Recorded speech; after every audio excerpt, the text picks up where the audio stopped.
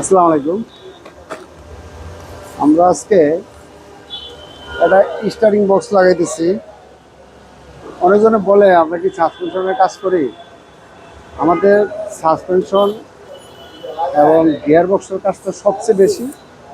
সাসপেনশনের কাজগুলো এখন হয়তো আমরা জায়গা কমের কারণে করতে পারি না, তারপরেও করতে হয়। যেমন ক্লায়েন্টের গিয়ারের কাম করার পরে ঠিক 2 মাস 3 মাস পরে সাসপেনশনের কাজের জন্য আসে, তখন তো আমরা ফালাই দিতে পারি না, কাজ করতে হয়।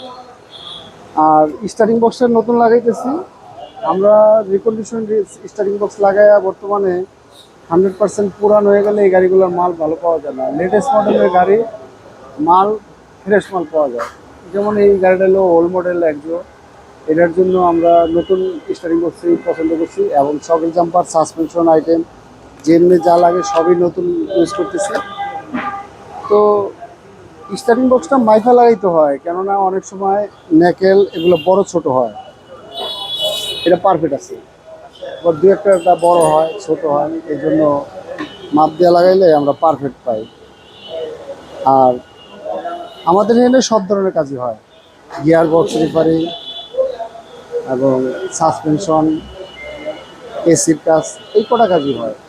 ড্রেন টেন এগুলো আমরা হয়তো বা আমাদের অনেক পার্টি থাকে, তাদের কষ্ট হয়, এটা আমরা বাইরে থেকে করে দিই, আমাদের নাই। তো যেটা নাই সেটার কথা নাই বলি। সবাই ভালো থাকেন, আল্লাহ হাফেজ।